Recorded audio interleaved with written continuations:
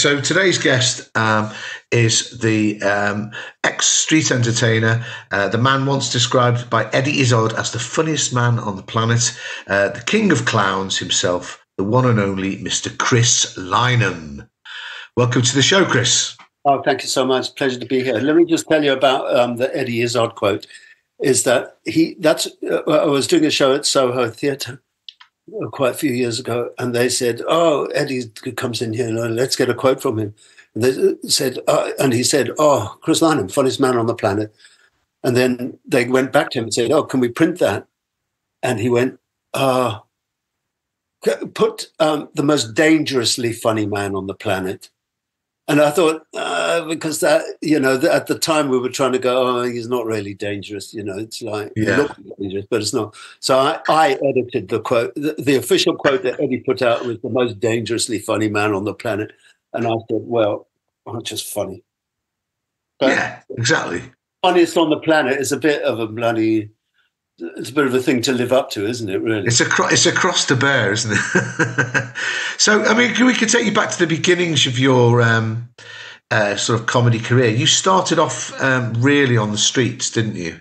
That sounded a bit poverty-stricken, the way you described it there. You started out on the streets. That's right.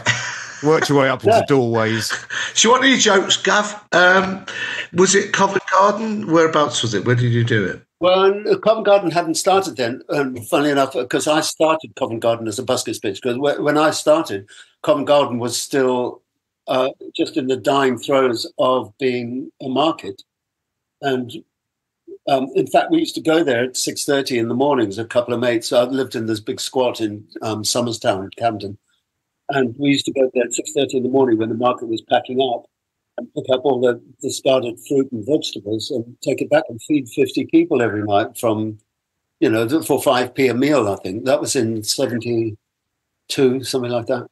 And then in 73, I started performing, and Covent Garden was it had just moved, I think, around about in 73 or 74. And then it was derelict. It was nothing there. In fact, Friends Roadshow, another bunch of clowns that I became friendly with, were offered one of those warehouses there for $1,000 a year rent. Wow. I know.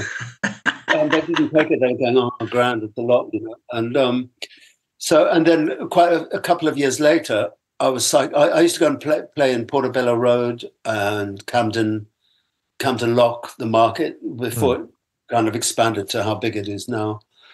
And just odd bits of street. Not fine. And then one day I went past the piazza, and there was just workers there. And I thought, oh, look at this. Not to show off. And for the first 6 months, it was just me. Nobody else knew about it. And it was great. I used to make so much money in those days. So you can lay claim then to be the first ever performer at the Covent Garden. No, because in Victorian times, that's where Punch and Judy was first seen. So no, I wouldn't say that I was, and I didn't look at what was going on with the market, but, I don't know which. It'd be interesting to look at the history of Covent Garden Market, actually, the fruit and veg, because, wherever there's crowds of people, there's always performers, aren't there? But I wouldn't have thought that someone's going to get up at 5 o'clock in the morning or 3 o'clock and say, oh, I'm going down to do a spot. Yeah, well, you know what comics are like, 3 o'clock in the morning, Jesus. There'd be nobody willing to do that. I mean, what gave you the impetus to sort of go indoors, as it were? It was just, it was quite funny. And people come up to me, will you come and play my festival, my theatre, my blah, blah. And in the early days of the Comedy Store, where it was called the Comic Strip, wasn't it? So I went down with all that lot when it was in at Madame Jojo's. What's that place called? Raymond's Review Bar. It used to be. That's right. And so in that maybe the second or third one that they had of those, I went in and did my stuff, and I was quite rude and brash, but still clowning then.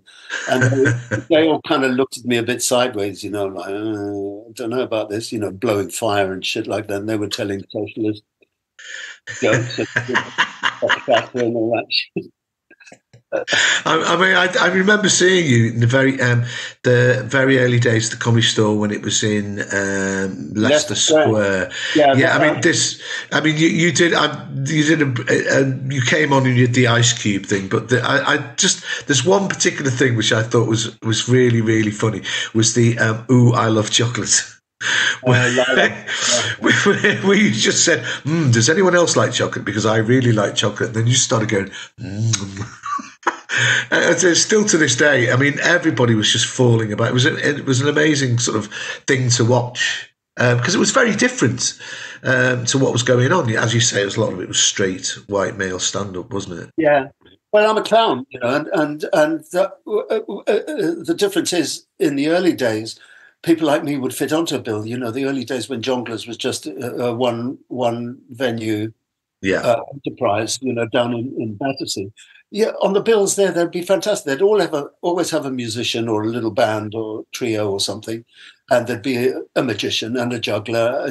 Steve Rawlins used to play there, and that lady who was a poet, and so it was a lot more varied. So what happened to variety? I mean, because that's basically what you're saying, because it was the new variety thing that happened in the 80s, and we seem to have completely gone from that. Do you think it's audience driven or promoter driven or promoter? No, because whenever I'm on a bill, well, me in particular, I do split an audience because it's a bit too wacky for some people, and they're going, "Oh, I don't get it." Perfect example. This weekend, I was up near Newcastle at a magic thing, and a group of 4 people. One bloke just didn't get it and looked sour the whole way through, and his partners were pissing themselves laughing. But as an artist on stage, I always engage with the people who are not enjoying it. I'll follow people who are leaving out and go, wait, it's got to be funny, and try and talk to, it's gags and messing about. But it's quite disconcerting having one bloke is like, angry about the material that's going on. I'm sitting next to him and someone picking themselves laughing from it. It's just like, yeah. I mean, we've talked about this with other guests as well about the sort of there was a sea change, wasn't there, around about the late 80s, early 90s when it sort of changed. The sort of punk aspect of alternative comedy, it became much more commodified into a sort of a business model, as it were, and people were. That was promoted. That was Avalon and Off the Curb, just saying, this is who you can have, And I used to work for both of them. Actually, Avalon were my management when they first started out, and they only had me and Jerry Sadowitz and a couple of other people. And Jerry fell out with him quite quickly. No. The mild-mannered Jerry Sadowitz. And then with me, they didn't show up for 5 meetings with Just for Laughs, who I'd been trying to get to for, the Montreal lot. I'd been trying to get in there for about 5 years. And Avalon didn't show up for 5 meetings in Edinburgh with them to talk about me going there the next year. And I just went, when I got back to London, I just said, sorry, guys, I can't, if you're not going to.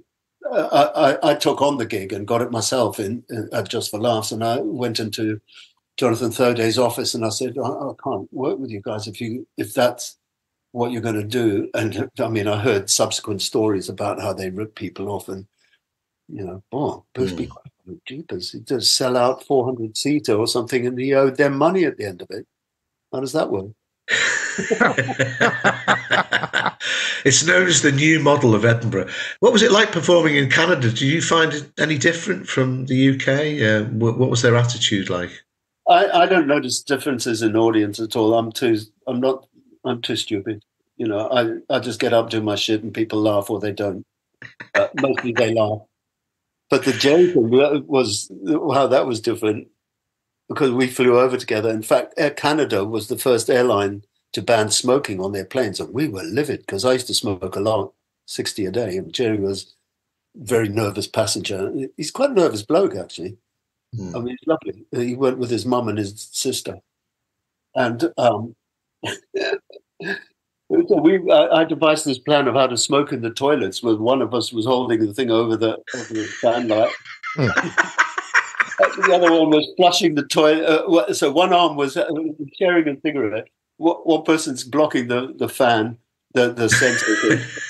One person, and if you're not smoking, then you're flushing the toilet and running the water. So that,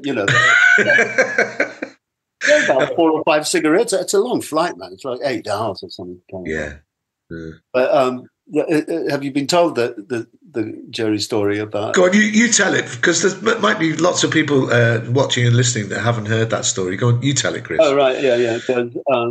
So he's got up, and there's a couple of warm-up gigs at what I think was the best club in the world, Club Soda, when it was just slightly off centre. It was a bit like the Tunnel, if you ever went down the Tunnel Palladium, but a bit more kind of lovely room.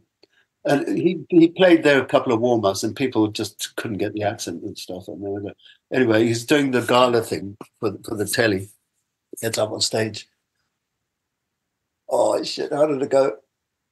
Good evening, moose fuckers. Good evening, moose fuckers. I quite like Montreal, but about the fucking French. And I don't know if you've been there, but it's a French. Of course, yeah. So it's more than 50. It's about 60 or 70% French speaking, I think.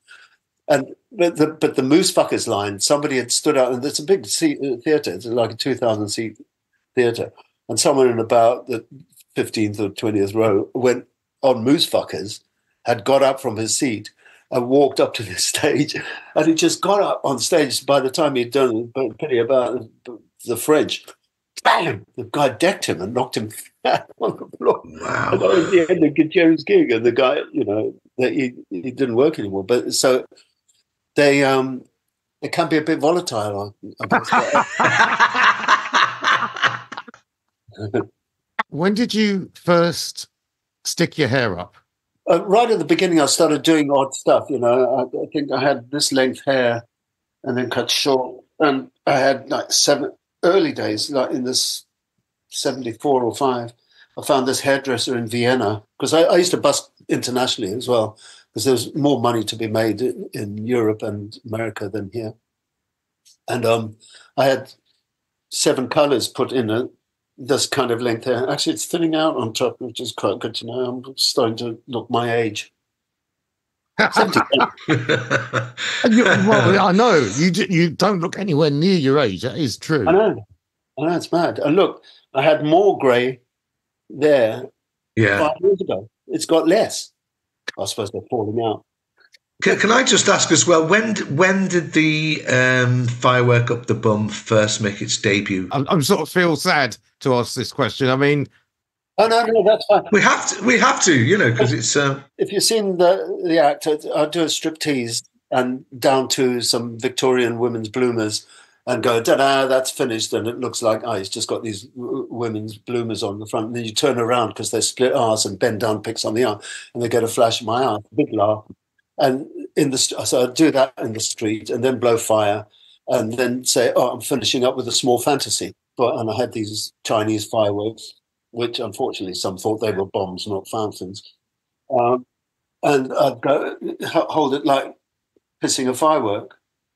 And then in the early days at festivals, I think the first time I saw them was at Hood Fair in Devon, with Ready Sean Legs, and they were South London as well, Malcolm, and I became quite friendly with them, and always thought, I'd love to work with that lot.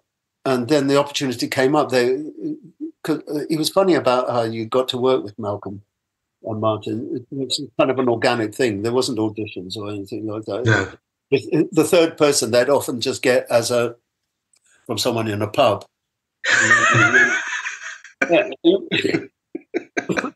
The way it goes is then Malcolm said, no, don't hold it there. Why don't you stick it up your arse? And I went, oh, no, Malcolm.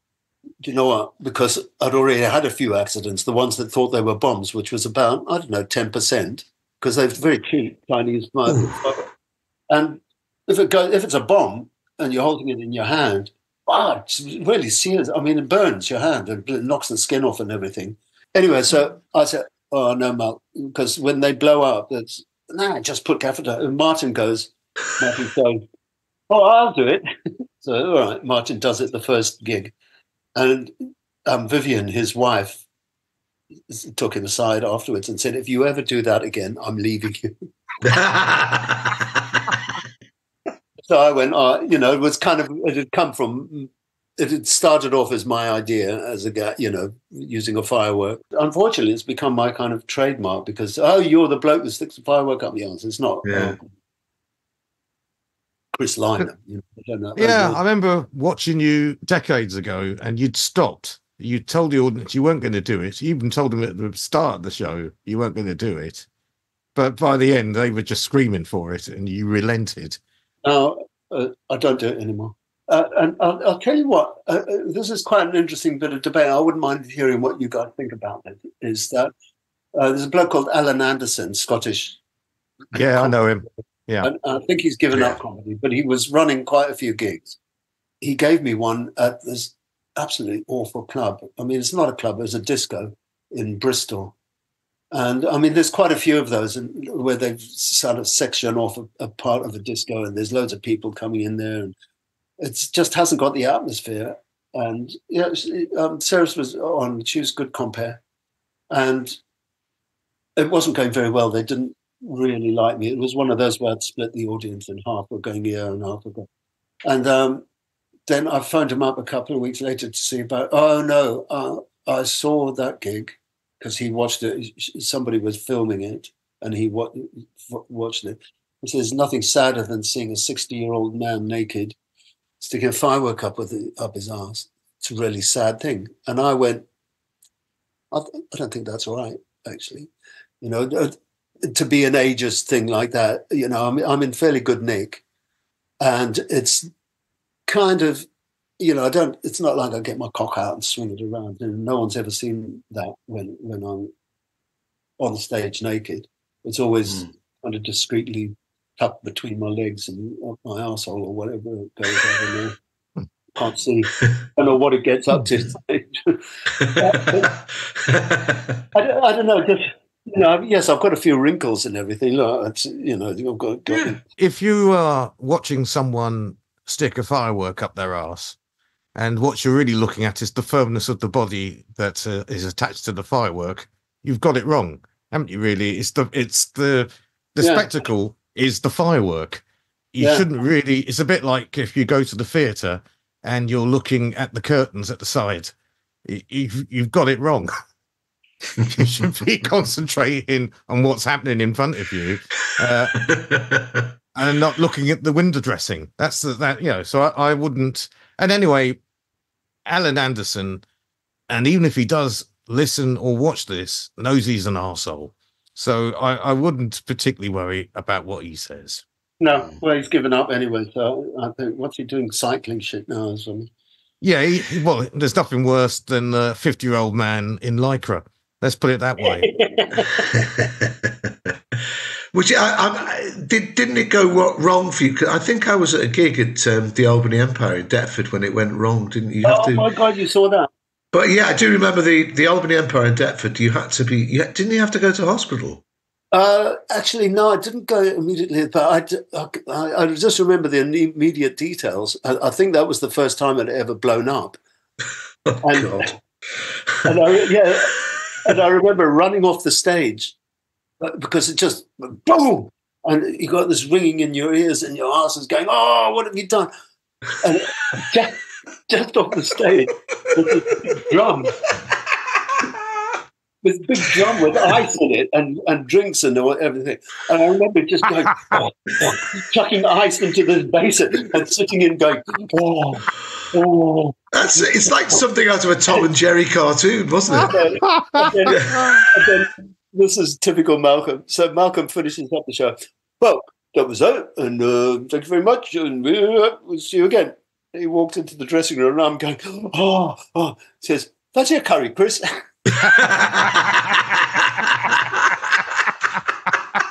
That is typical, yeah. Oh my he God. was something else like that. I loved him so much. Yeah. Hey, I've got to tell this quick story, Chris. I'll never forget a gig I did once with you at Keele University. It's a few years ago now, but we were driving back to London and I was in the car with you. And I think it was Skip Video, so it's me and Brian and I think John Maloney and someone else. So there was 5 of us in the car, 3 in the back, 2 in the front. And you were in a hurry to get back and you hadn't taken your stage stuff off. So your hair was still up and you had the black makeup. I don't know if you remember this. So we get into the outskirts. It was in Walthamstow, and we got stopped by the cops. And you were driving your brother's car, and the cop goes, "Excuse me, sir, is this your car?" You wound the window down, looking like you were, and you went, "No." And then he goes, "Have you got your driving license?" And you went, "No."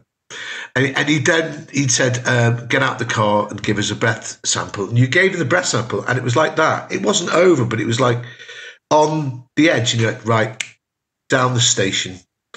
And there was 4 of us in the car, and we said, well, what are we going to do? And he said, well, you can all fuck off and make your own way home. And don't you remember, you said to the guy, there was a big Black Mariah, I'll never forget this, and he goes, right, come on, down the station. And you said, but what am I going to do with my sousaphone? And the guy said, the policeman just went, what's a sousaphone? And you opened the boot, and there it was. And you said, this is worth like however many thousands of pounds. You said, I can't leave that. And he goes, oh, God. And you could see it in his face. So the 2 of them had to pick the sousaphone up. I'll never forget the picture of you in the back of the van. There's one cop driving and the other cop to the side of you with the sousaphone on his lap. And you were sort of smiling, going like this. And then you drove off. And when you got back to the station, it was like that. And they had to let you go. But you had to find your own way back to the car as well. And we wandered around in Walthamstow for about an hour trying to find a cab place. This is pre-mobile phone days. Cursing the cops, basically. But I just loved the idea that you said, what about my sousaphone? And the policeman was like, oh, God. I suppose. What was it worth? It was worth a lot of money, wasn't it? Nah. But I lied. Oh, you lied. Yeah, you said it was worth something like $5,000, and they were going, yeah. No, oh God, it's only worth 150 or 200 quid or something. Right, okay. I was going to ask you about the French school of clowning. French? Yeah, because there's this, what's it, Philippe Gaulier, that's his French clowning school. No, I've never done him. Yeah, no, in fact, he's the only teacher I kind of admire. When I decided, I was 20 when I decided I want to be a clown, and the only opportunity to study was with Lecoq School in Paris. So I wrote off for a place there and got accepted, one of 80 places out of 3,000 applicants. Wow. When it came the demand for the first year's fees, which was 2,000 francs. So I spent a month trying to get that together now. And that's why I went out on the street. And I did. The Oval House used to run some tumbling workshops and a clown workshop. So I went to those. But the main school was doing it, just getting out there. And there was in fact, the first ever gig, there was 3 of us. And I put it together. An actor called Chris Fairbanks, who you might or might not know. He does quite a lot of voiceovers, but he made most of his money out of Our Wiedersehen Pet. He was one of the blokes in that. And the 3 of us, him, Kim, an American female trumpet player, and me, that was called the Maestro Barney Complex, and we played on the King's Road. Our first ever gig was to 3 kids and their father. Oh, shit. That sounds like the ideal Edinburgh audience, doesn't it? Yeah. Because I've started teaching as well. And just the stories and the methods that Gaulier uses, I think I'd love to have seen him. It looks like I do on stage, go out of control, angry, violent. But I'm not really. And my workshops are fantastic. I mean, they're so much fun. People really get a lot out of it. But it's a clown workshop, and quite a lot of stand-ups are doing that for to get better timing or right material. I don't know what. But Gullier actually he's horrible to people. I mean, yes, really horrible. that's what I've heard. He destroyed, you know, some people who come out of there and never want to do anything about performing ever again. Yeah. Because he's so brutal. It seems a lot of the new clowns, their inner clown seems to be them pretending to be autistic, which I find quite weird. Yeah. There's a lot of clowns coming out now. I mean, if you look at Soho Theatre, the amount, I've seen some pretty good stuff in there, you know. And in fact, you mentioned Dr. Brown, who I haven't, my son knows him, I met him, but I haven't seen him work. I think I just saw a 10-minute thing he did once. I thought, oh, yeah, he's good. So I'd like to go and see that show. Every night of the week, there's like 2 or 3 clown shows on at Soho Theatre. So do you think then, in the future, that we're going to get some variety back into comedy clubs, or you think it's just 2 separate circuits now? I'd really like to think so. But, you know, Paul, you know as well as I, it's in the hands of the bookers. I think sometimes it's audience-led in the fact that they expect a comedy night to be solo acts spouting words at an audience that will make them laugh. They don't see the variety anymore. They've grown up without that variety, and they assume that comedy is this one thing, and that's the shame of it. Yeah, I mean, your type of comedy is not really on the telly anymore either, is it? No. Whereas it used to be, the 70s, going into the 80s, maybe it's quite common to see. I mean, clowning is a huge part of Tommy Cooper's act, isn't it? I know. Yeah. He was definitely a clown. Well, exactly. I mean, you know, that's it. The other thing is that you're getting gigs these days, and when you're booking them in, they go, you know, on these forums, Facebook forums, professional thing, they TV credits. Now, I've got loads of TV credits, but there's nothing newer than 25 years ago. So, you know, I did Beat on Box of Tricks, which, funnily enough, I was at a gig this weekend, and they asked me to do a lecture, and the guy flipped up that. I went, oh, my God, that was, you know, ridiculous sketch. Bursting out of a bag, doing a costume change in a brown paper bag, having got something out of the order, and coming out as a ballerina and then flitting around as a ballerina, pouring water into a jug, climbing up on a ladder and diving as I'm going to dive into the bucket of water. And then I've been hooked up and I fly across the studio and my sousaphone comes down and you meet the sousaphone. So you're flying up and they're playing Yellow Bird way up on Banana Tree. You know, I don't know where these sketches come from, but, you know, I'm sorry, but it's hilarious. And people do go, whoa, what is that? You know, and there's nobody creating that kind of stuff. Well, they are creating pictures with words, you know, but actual visual comedy, it's not much about anymore. Let's hope the circuit changes. So any promoters watching, I'm going to say book Chris. Always good addition to any bill. And I also, if you're doing the teaching, when are you doing that? So I haven't got anything planned right now, or have I? No, I've just done one. I teach with Ben Keaton sometimes. He's a comic actor. That works really well because my stuff's a bit impromptu and it's fun. But he actually knows a lot and he's quite good at structure. And so it's quite a good mix, having the kind of bumbling whatever and getting good results from people, you know, and getting them to be fun. The stuff that comes out in the classes is hilarious. I can't understand why it just goes like that. I mean, there's so much laughter and fun in the room. But Ben is quite succinct in going, oh yeah, what about this? And then and criticize, because I'm not very good at criticizing people, and they like that. You know, in a workshop situation, people like to go, no, if you go. I mean, I sometimes take them back and redo and try. What about if?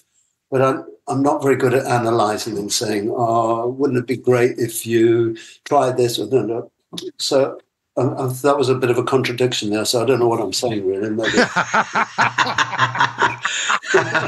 That's one of the skills you teach: contradiction. Yeah,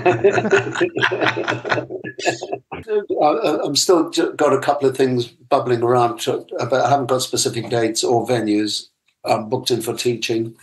And gigs-wise, see you at Glastonbury. I do remember seeing you one year. You were there that year that Malcolm, for a bet, I'm sure you were there, painted himself in the luminous paint that one of the acts was using, and he painted his dick in luminous yellow paint. And there was absolute fucking uproar. People were going, boo, and then lots of people, yeah. Malcolm was on stage smoking a fag. I don't know what you're talking about. What's the matter? I think that might have been the same year that Keith Allen was secretly booked to heckle people. Do you know him? He was a really good act when he was. That was the same year because he heckled Malcolm because Malcolm went. He was doing a thing, and Keith Allen's going, "I've been to prison as well, Malcolm, you bastard." And Malcolm didn't know who it was at first. I didn't. Do you know what? To this day, that's news to me because I thought that Keith Allen was just being a bit of a dickhead. I didn't know he'd been paid to do it. Malcolm was comparing.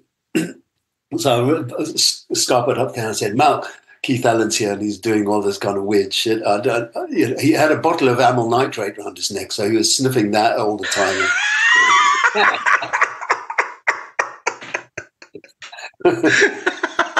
As you do. And just being nasty to everyone.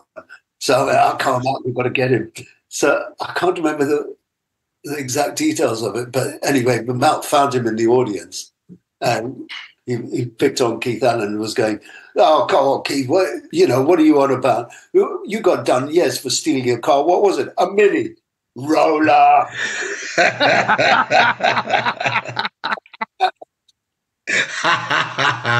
Oh, that's brilliant. That is brilliant. Oh, God. I will thank you for gracing us with your appearance on our podcast.